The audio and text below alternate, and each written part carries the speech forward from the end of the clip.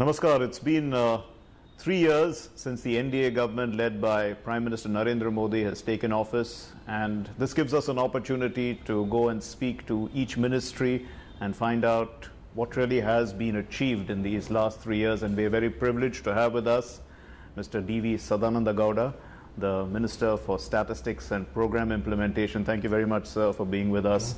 First of all, this ministry has two wings, statistics and program implementation. If we take the statistics part first, you provide statistics on so many different fields, economy, health indicators, social indicators.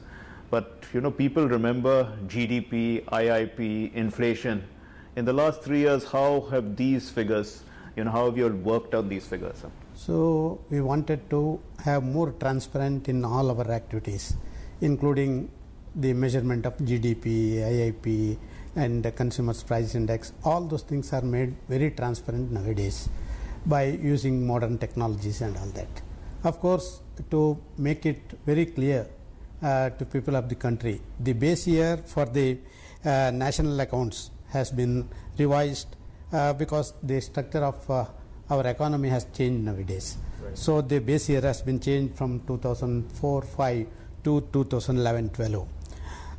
Even to get more data, we are making use of the corporate data from the Ministry of Corporate Affairs, so that we are getting more feedback while calculating the GDP. Similarly, the national survey, national sample survey which we are conducting has given us full feedback, where we are making use of national sample surveys also while calculating the GDP. This unemployment survey, employment surveys, all these things has given a clarity in calculation of GDP nowadays. Actually, international organizations also provide GDP figures. To what extent are these aligned with our figures, or how do they use government data at all, sir? Certainly, because we are following the United Nations guidelines, and we have got our own experts team who will provide us some feedback how the GDP need to be calculated. So, time and again, when there are discussions in the international forum also, these GDPs are calculated and the mode of calculations and other things are taken into consideration. So, there is very much clarity as far as the calculation of GDP is concerned. Our government has already, the cabinet has approved the United Nations guidelines, so that it gives us more clarity in the international scenario as far as GDP is concerned. We are a federal structure, so obviously there is the center and the states, and you are the nodal ministry, and then we have panchayat level, etc. How does this information come from there up to your nodal ministry, and how does it go back? See, practically there are two types of getting data. At the central level, it is laterally, it has been decentralized between the ministries as well as the government, and we are getting all this data from the various ministries also. Similarly, in the lower level, in the state level, it is vertically decentralized, right from the state up to the district and the lower level up to your panchayats and even to the local bodies. So, in the central, laterally it has been decentralized. In the state level, vertically it has been decentralized. From the panchayats through district authority, the state will get the data. From there, state will send the data to the nodal ministries at the center. So what have been some of the key achievements of the Ministry of Statistics and Program Implementation over the last 3 years? Practically, we had several achievements since last 3 years. We have concluded our 6th economic census. The results of 6th economic census were released in March 2016, and wherein a clear picture of the establishments employing more than 10 and more workers has been clearly indicated, and this data has been given to the public domain as well as to the states, so that they can take up further issues as far as these establishments are concerned. Similarly, GDP base year has been revised, as I rightly already said, 2004-05 to 2011-12. Even Consumers Price Index also, we have revised the base year from 2012 that equal to 100. That means incorporating the methodological changes in the measurement of index and consumer basket in consonance with the international practices. We have adopted the United Nations Fundamental Principles of Official Statistics through a cabinet approval. One of the important areas that we have started our survey, that is periodic labor force survey. It has been launched by the ministry on April 2007, last month itself. We have done it with the primary objective to measure the quarterly changes of various statistical indicators of the labor market in urban areas and generate annual estimate different labor force indicators both in rural and urban. Certainly, we have a web-based developed a computer-assisted personal interviewing solution to use this for periodic labor survey. In future, it will be extended to other areas of surveys also. We have recently amended the Collection of Statistics Act 2017. Earlier, the state of Jammu and Kashmir, it was not included in the collection of data from that state. Now we placed that bill before the Parliament. Lok Sabha has approved it, Rajya Sabha had to approve it. And a revision of advance release of calendar of GDP. That is one of the important area because now the budget has been advanced, and to suit that budgetary requirements, we have the calendar has been already released. So you've given quite a few achievements. If we just look at the economic survey that you talked about, what are the key advantages of this? Sir, economic survey, the quarterly changes in various statistical indicators in the labor market. That is today the employment generation is one of the main objective of this government. So this periodic our economic census, practically it gives an idea how more and more employment generations could be done, how these establishments can be geared up. So today unemployment is one of the challenges that is being faced by the whole country.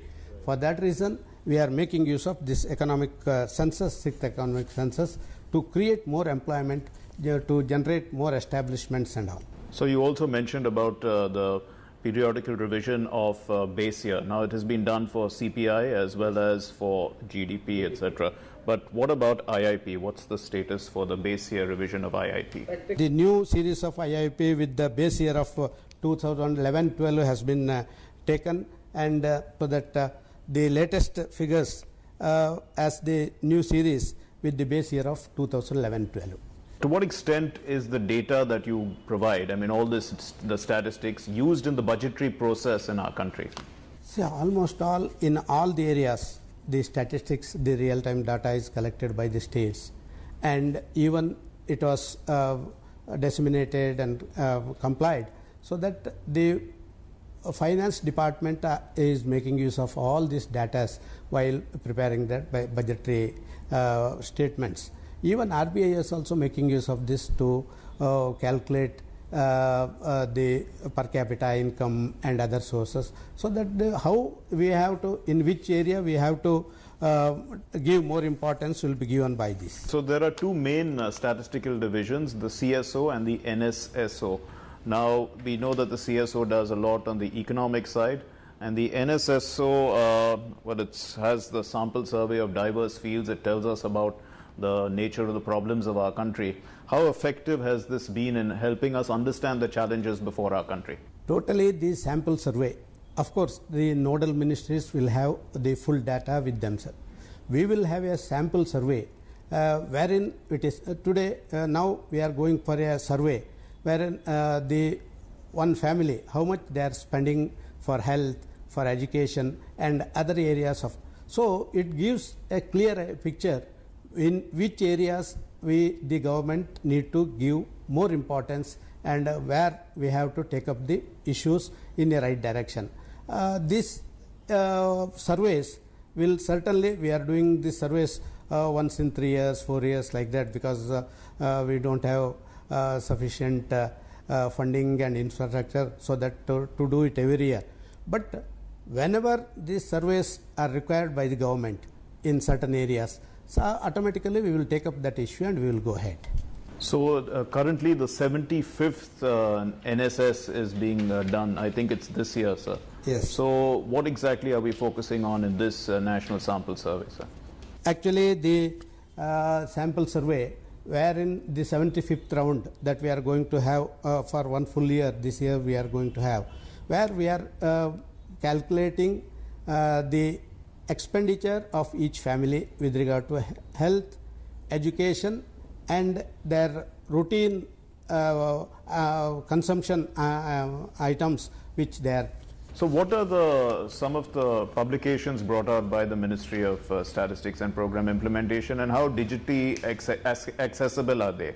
Every time, soon after the completion of our surveys and a collection of data, the ministry brings out a number of regular and ad hoc publications, either in the printed form or through web releases and all that. This includes publications related to gender, elderly, energy statistics, national accounts, so many things we are doing it. Since last September 2015 up to March, we have released about 13 publications which are in our website concerning all these areas. Of course, as far as certain areas where we need to take care of, that will be immediately published soon after the surveys. So they are all digitally published as well? They are all digitally published. Now digitalization is one of the core areas of concern of this government. So digital move is one of the important things that we are taking up now. Yes, speaking of digital, sir, we are in a less cash economy, and Aadhaar-based benefits, digital economy, etc. There's so much data out there. To what extent is that going to help this statistics department, because that data can also be utilized? The data generated as a byproduct of administrative activities. These are very important source for decision making and all that. For example, the direct benefit transfer. Today the government is making on direct benefit transfer has contributed significantly. It has reduced the corruption and achieving the objective within very short span of time. So this digital movements has given a strength to the government in eradicating corruption and other things, especially Aadhaar-based benefits and digital economy. This both goes together.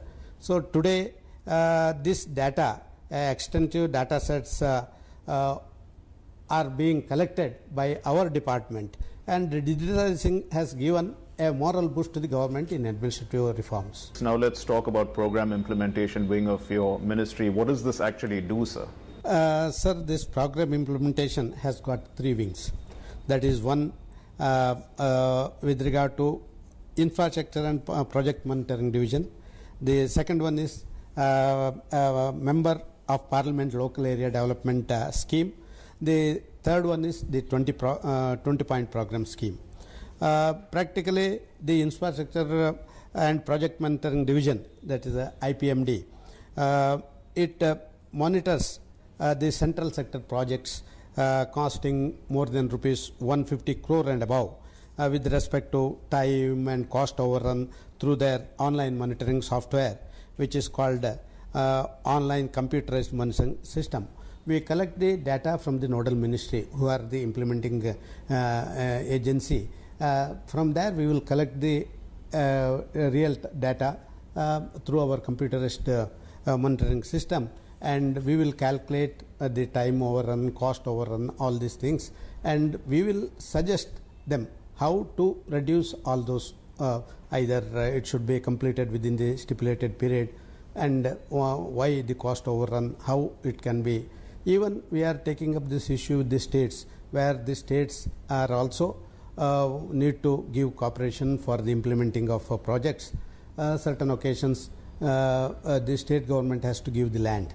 So we are doing the coordinating, just like a coordinator. We sit with the state governments and with the nodal ministry of the central government, and we will assist them in completing the project within the stipulated period. Right. That is one. The second one is MP lads. That is, each MP is given 5 crore rupees per year to provide. It provides a mechanism for the member of the parliament for creation of some durable assets based on the local needs. So of course the amount is only 5 crore, but still it gives a wide range of necessary things which the local people we are doing. We are just monitoring. Practically the implementing agency is the district authority, and actually the list has to be given by the local MP. The state government has got their own policies and guidelines. On that basis it will be. We are releasing the funds after getting the audit report, after whether it is properly utilized or not. So we are monitoring and we are releasing the funds to the district authorities, where it will be spent by the district authority on the advice of the local MP. This is the second one. The third one is 20-point program. Practically it was revised in 2006. It was started in 1975. Practically it is to eradicate the poverty and improve the quality of life of the poor. So there are certain parameters where we are looking at it, how that parameters are taken care of by the state governments and how these points are implemented. These are the 3 areas where program implementation is being monitored by my department. So the MP lads, how has it changed in recent years, sir? Sir, recently, say whenever we get some feedback from the Member of Parliament, there are 2 committees. One is Rajya Sabha committee and another is Lok Sabha committee to supervise and look into the matters of this MP lads. Whenever we get some suggestions from them, whenever we get suggestions from the stakeholders and all that, time and again, which suits the need of the hour, we used to change the policies. Recently, several changes have been made to suit how these funds can be given for Wi-Fi. For Digital India, it is the need of the hour. So MP says that yes, we should be given an opportunity to spend. So we are doing it. Skill development. For skill development, certain requirements are there for establishment of a skill development center and all that. So time and again it is being revised according to the needs of the. So what about the citizens? How does the citizen relate to the MP lad? Is it citizen friendly? I mean, in that way. Certainly, we have got a website. That portal, anybody can go into the portal and can see how the funds are being utilized by the local MP, how it was really implemented in the ground level and all that. So practically that web portal gives a clear picture and it is very transparent. You did mention about infrastructure projects, sir, and of course we are an economy that has to grow fast. Infrastructure is a very crucial sector, and there are many big projects that are being undertaken. How important is this, the scheme of monitoring? Because even the Prime Minister monitors all these schemes very diligently, sir. So practically, we are giving a feedback even to the PMO also. So all the data are being collected from the nodal ministry only. They are the implementing. But we are collecting and we are giving why it has been taken so much of time. The cost overrun and time overrun, what all things are there. So a real data will be given to the PMO also.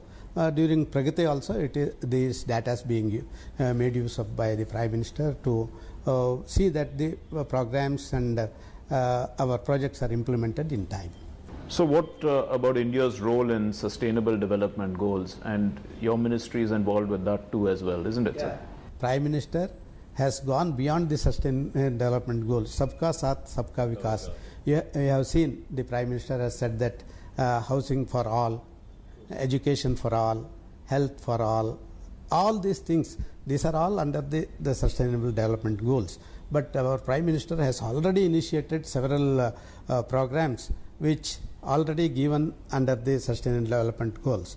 Of course, as we are one of the signatories for the Sustainable Development Goal agenda, we are taking care of all those things. We are evaluating how it is being worked out. Recently in the Parliament also, there was elaborate discussions with regarding to health sector, which is one of the agendas in the Sustainable Development Goals. We are taking care of all those things, and we are once in 3 months we are evaluating how it is being progressed across the country.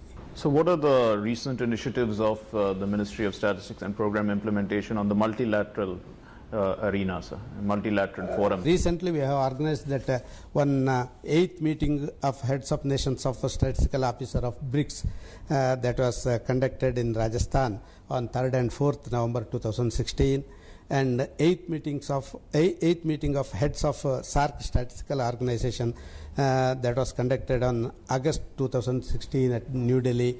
Now again we are going to hold a meeting of Orberg group to exchange the ideas of strengthening generation of service sector statistics. That is that will be hosted by our country. I think by the end of September we are going to host that. And even the Chief Statistician of India has co-chaired the Friends of Chair group meeting on 47th session of United Nations Statistics Commission in New York on March 2016. So almost all the international forums we are participating, and we are getting ideas from various corners, exchange of our ideas with the other countries. We are doing all these activities regularly. So finally, this ministry is a very technical ministry and it requires a lot of technical skills. How do you retain the best talent in this field, and how do you train it in fact? See, practically our officers are being recruited by UPSC and SSD, Staff Selection Committee.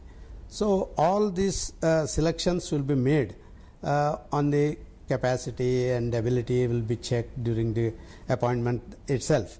There is extensive training is being given by the department. We have got one National Statistical System Training Academy of the ministry. It is one of the premier institute where we regularly train our staff, which suits the changing scenario of the whole country. So even from the we used to have a mutual exchange of ideas with the international forums also. So all these staffs are being properly trained to suit, because as you rightly said, it is totally based on a technical experience. So technical experts are being often invited to give briefing to our staff, and they are trained properly, so that our total statistical system should work well, so that it should be widely accepted by the people of the country, by the countries across the world. Indian Statistical Institute also comes under this ministry, right? Yes. Now practically it is an autonomous body. Actually it is we are having all not only we are working not only on your mathematics and computer science, we are covering other areas also. We have got several colleges in Calcutta, Bangalore and all that, wherein the statisticians are being trained, and even that course nowadays gains more and more importance nowadays. Mr. D.V. Sadananda Gowda, thank you very much for talking to us here on DD News. Thank you, sir. Thank you.